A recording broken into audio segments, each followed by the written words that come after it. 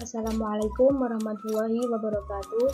Kami dari kelompok 7 yang beranggotakan Tila Eka Eliana, Sevina Yusinta Anjani, dan Hawa Eka Vista akan menjelaskan tentang pengertian filsafat Islam.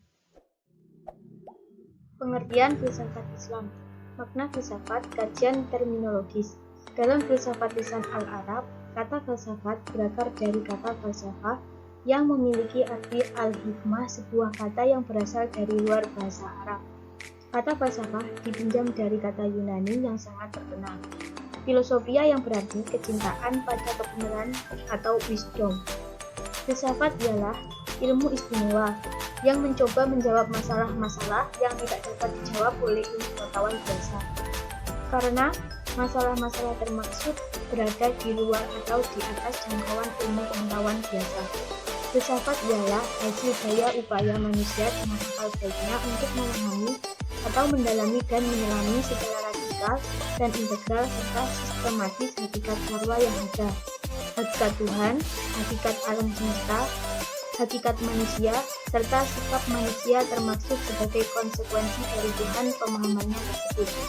Filsafat tidak lebih dari suatu usaha untuk menjawab pertanyaan-pertanyaan terakhir, tidak secara dangkal atau dogmatis seperti yang kita lakukan pada kehidupan sehari-hari atau bahkan dalam kebiasaan ilmu pengetahuan atau Bertrand Russell. Filsafat adalah pencarian jawaban atas sejumlah pertanyaan yang ada semenjak zaman Yunani dalam hal-hal pokok yang tetap sama. Perang stabil begitu hebatnya terhadap pesan yang harus dilaksanakan medan perang yang mengikat pemikiran atau Wittgenstein. Makna filsafat Islam, kajian historis. Mengkaji pengertian filsafat Islam tidak semudah membalikkan telapak tangan. Ia syarat dengan penguatan teologis dan historis, dan hambatan ini perlahan tetapi pasti akhirnya dapat diakomodasikan dan tidak menjadi hambatan selanjutnya. Secara historis, tarik-menarik kepentingan bahwa filsafat itu murni atau tidak murni dari Islam adalah fakta yang tak bisa dihindari. Saling mengklaim antar ilmuwan Barat dan Islam menjadi lembaran panjang dalam perjalanan filsafat. Misalnya Oliver Leaman yang berpendapat bahwa filsafat Yunani sebenarnya pertama kali diperkenalkan kepada dunia lewat karya-karya terjemah berbahasa Arab dalam bahasa Yahudi. Untuk melengkapi kenyataan bahwa penamaan filsafat Islam telah diakui dan digunakan di dunia Islam, berikut ini penulis kutip berbagai definisi filsafat Islam. Yang pertama, filsafat Islam adalah jembatan yang menghubungkan antara falsafah kuno dan falsafah pada abad kepemimpinan. Selain itu, menggambarkan bahwa Islam bersifat toleran dan lapang dada sehingga falsafah Yunani kuno dapat bernaung dan dipelihara oleh umat Islam dengan sebaik-baiknya. Yang kedua, filsafat Islam adalah filsafat yang diterapkan pada hukum Islam. Ia merupakan filsafat khusus dan objeknya tertentu, yaitu hukum Islam. Oleh karena itu, filsafat Islam adalah sifat yang menganalisis hukum Islam secara metodis dan sistematis hingga mendapatkan keterangan yang mendasar, atau menganalisis hukum Islam secara Islam dan sebagai alatnya. Yang ketiga, filsafat Islam adalah pemikiran secara ilmiah, sistematis, dapat dipertanggungjawabkan dan radikal tentang hukum Islam. Hubungan filsafat Islam dengan filsafat Yunani. Mengkaji hubungan filsafat Islam dengan filsafat Yunani dapat dikatakan gampang-gampang susah. Kesulitannya terletak pada titik perbedaan yang nyata, yaitu doktrin keimanan. Kemudahannya dapat ditelusuri dari aspek sejarah kelahiran ke dunia ilmu tersebut. Untuk itu, dalam pembahasan ini, penulis mencoba untuk menguraikan pola hubungan kedua ilmu tersebut. Paling tidak, secara garis besar, terjadinya hubungan itu akibat sejarah dan doktrin keagamaan. Dilihat dari aspek sejarah, kelahiran ilmu filsafat Islam dilatar belakangi oleh adanya usaha penerjemahan naskah-naskah ilmu filsafat ke dalam bahasa Arab yang telah dilakukan sejak masa klasik Islam. Usaha ini melahirkan sejumlah filsuf besar Muslim. Dunia Islam belahan timur yang berpusat di Baghdad, Irak lebih dahulu melahirkan filsuf Muslim daripada dunia Islam belahan barat yang berpusat di Cordoba, Spanyol. Ahmad Shalabi dan Laus Ma'luf menguraikan bahwa sejarah kebudayaan Islam mencatat ilmu filsafat tidak diketahui oleh orang-orang Islam, kecuali setelah masa Daulah Abbasiyah pertama pada tahun 132 sampai 232 Hijriah. Ilmu ini ditransfer ke dunia Islam melalui penerjemah dari buku-buku filsafat Yunani yang tersebar di daerah-daerah Laut Putih seperti Iskandaria, Antakya, dan Haran.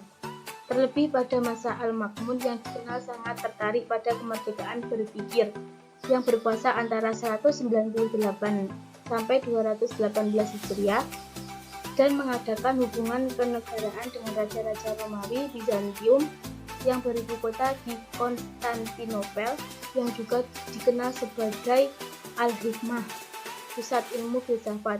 Dari kota ini buku-buku filsafat diperoleh dan diterjemahkan sekalipun dari bahasa Yunani. Ajakan Al-Quran untuk berfilsafat seperti yang diungkap oleh kedua filsuf muslim di atas, jika ditelusuri di dalam ayat-ayat Al-Quran, memang banyak yang menyatakan demikian di antaranya. Wawalladzi ja'ala lakumun nujuma litahtadu biha fi dhulumatil barri wal bahr qad fassalna al-ayati liqaumin ya'lamun, yang artinya, dan dialah yang menjadikan bintang-bintang bagimu agar kamu menjadikannya petunjuk dalam kegelapan di darat dan di laut. Kami telah menjelaskan tanda-tanda atau kekuasaan kami kepada orang-orang yang mengetahui. Uraian Al-Quran di atas menjelaskan bahwa dalam ajaran Islam akal mempunyai kedudukan yang tinggi dan banyak dipakai, bukan dalam perkembangan ilmu pengetahuan dan kebudayaan saja, tetapi juga dalam perkembangan ajaran-ajaran keagamaan Islam itu sendiri. Selanjutnya adalah tokoh filsafat Islam dan pemikirannya.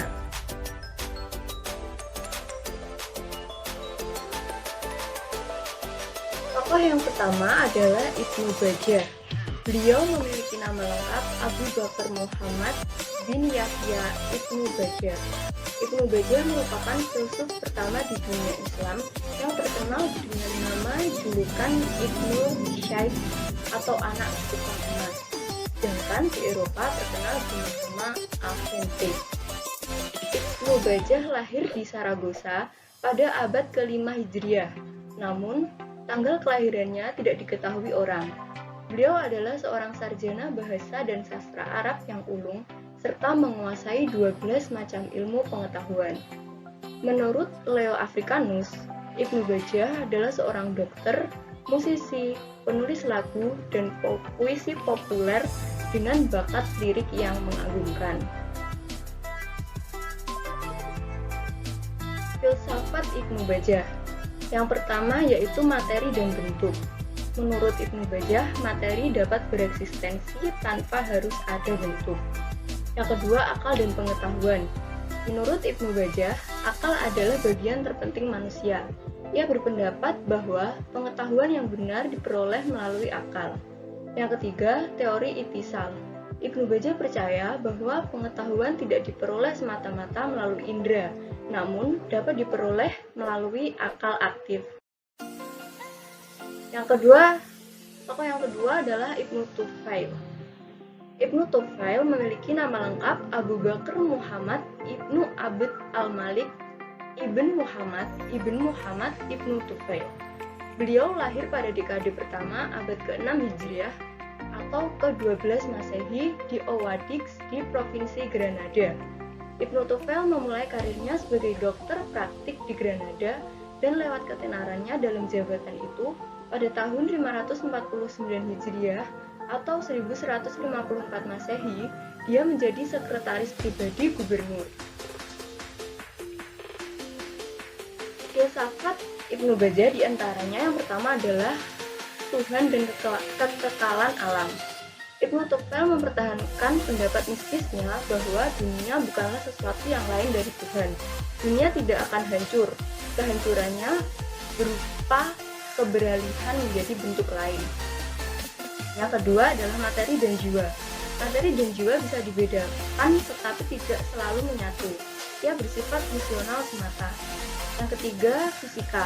Ibnu Tufel mencontohkan teori gerak benda sebagai perumpamaan kekuasaan Allah dalam menciptakan keseluruhan di dunia ini. Dan yang keempat adalah filsafat dan agama. Filsafat berasal dari akal yang masih ragu, sedangkan agama berasal dari wahyu Tuhan dengan keadaan yang yakin. Nah, tokoh yang ketiga adalah Ibnu Rushd. Ibnu Rushd memiliki nama lengkap yaitu Abu Al-Wahid Muhammad bin Ahmad bin Muhammad bin Rushd. Beliau lahir di Cordova pada tahun 520 Hijriah atau 1126 Masehi. Ibnu Rushd hidup dalam keluarga akademis. Ayahnya dan kakeknya seorang ahli fikih. Ibnu Rushd mempelajari beberapa ilmu yaitu matematika, fisika, astronomi, logika, filsafat, dan ilmu pengobatan. Jabatan pertama yang diraihnya adalah sebagai seorang hakim.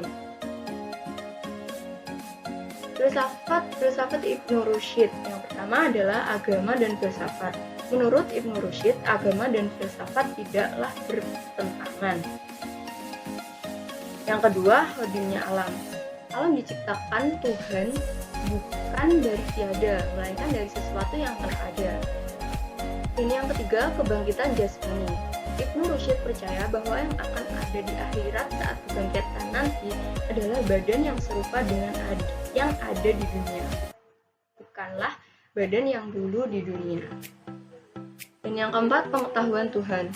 Pengetahuan Tuhan bersifat khodim atau sejak zaman azali, sedangkan pengetahuan manusia masih bersifat baru. D. Filsafat Islam sesudah Ibnu Rushd. 1. Nashiruddin At-Tusi. A. Biografi. Nashiruddin At-Tusi dikenal sebagai ilmuwan yang serba bisa. Ia memiliki julukan lahat. Nama lengkapnya Abu Ja'far Muhammad Al-Hasan Nashiruddin At-Tusi. Ia terlahir pada 18 Februari 1201 Masehi di kota Tus yang terletak di Mesir sebelah timur laut.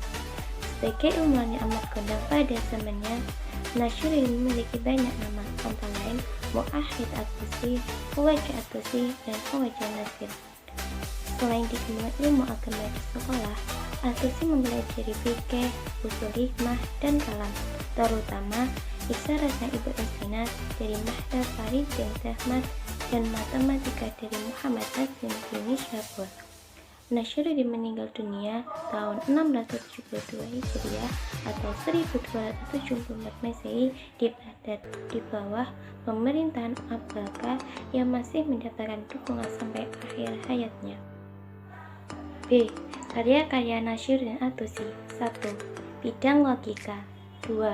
Metafisika. 3. Etika. 4. Teologi atau dogma. 5. Astronomi. 6. Aritmatika. 7. Geometri dan trigonometri. 8. Bidang optik. 9. Seni. 10. Seka alam dan bidang medikal. C.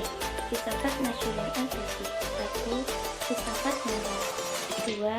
Filsafat jiwa. 3. Metafisika. 4. Logika. 5. Tuhan. 2. Muhammad Iqbal. 1. Biografi. Muhammad Iqbal lahir pada tanggal 9 November 1877 di Sirat atau Indonesia dan sekarang Pakistan. Beliau meninggal pada tanggal 21 April 1938 di Lahore pada usia 60 tahun. Ia adalah seorang penyair, filsuf, dan politisi yang menguasai bahasa Urdu, Arab, dan Persia. Dia adalah inspirator kemerdekaan bangsa. India menjadi Pakistan. Iqbal berasal dari keluarga golongan menengah. Untuk meneruskan studinya, ia dikirim ke Lahore dan belajar di sana sampai memperoleh gelar MA.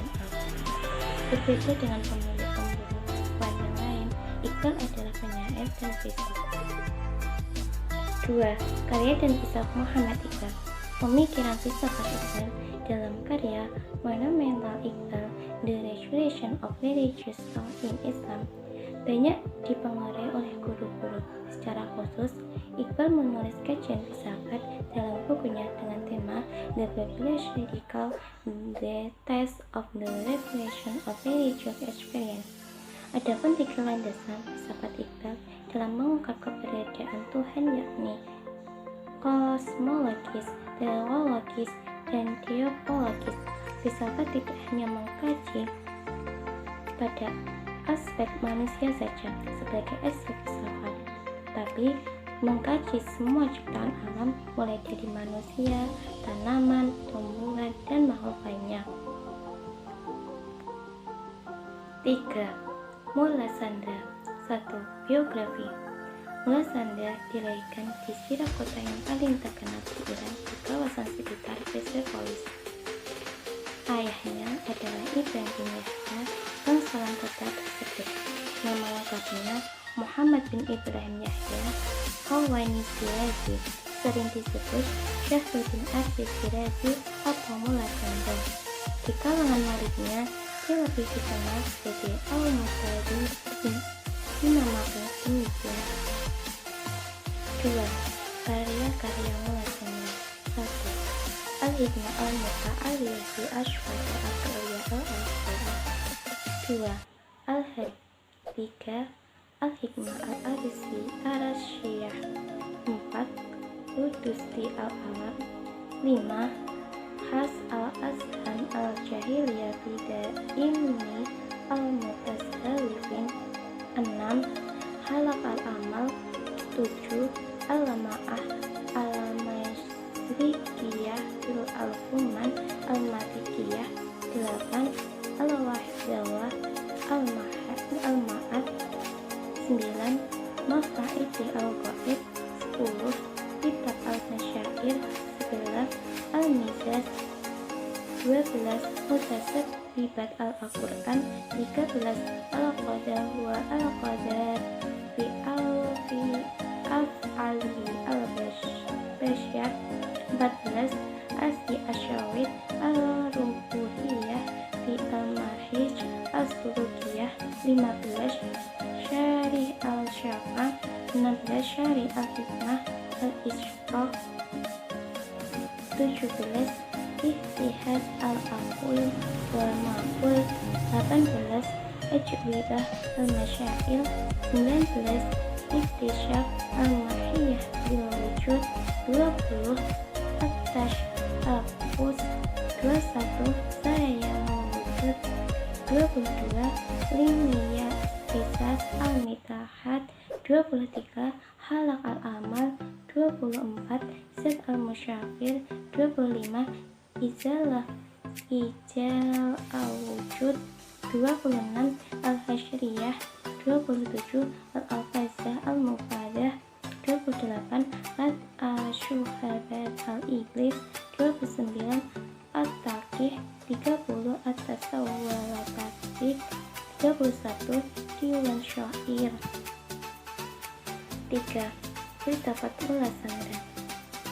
Dalam tulisan Abdul Hadi ada 4 pokok masalah yang dibahas Mula Sandra dalam karyanya, yaitu 1. Berkenaan dengan teori pengetahuan atau epistemologi. Mula Sandra membahas masalah pengetahuan dan hukum hubungan yang mengetahui atau diketahui. Metafisika atau ontologi. Mula Sandra yang membahas masalah kesatuan, transenden, wujud, gerakan gravitasional atau al-harakah al-jauhariyah yang dibahas dalam filsafat Isyaqiyah semenjak Asy-Syuhrawati. 2. Filsafat kedua Mula Sandra berkenaan dengan metafisika atau ontologi yang membahas proses panjang yang sesuatu sampai pada tingkat kesatuan mewujud. Mutazilah. Bagi kaum Mutazilah, sebagai dari sifat luar bersifat esensial tersebut wujud isai dan sebagainya. 3. Filsafat ketiga Mula Sandra adalah gerakan substansial atau al-harakah al-jawriyah. Para filsuf muslim terdahulu mengikuti Aristoteles yang menggabungkan gerakan termasuk dalam kategori bilangan, sifat, keadaan, dan tempat. 4. Masalah jiwa atau psikologi generasi. Kesempurnaan keterwujudan di hari akhir entitas baik baik masyailah maupun islahiyah wujudiyah. Sekian video pembelajaran dari kelompok kita. Wassalamualaikum warahmatullahi wabarakatuh.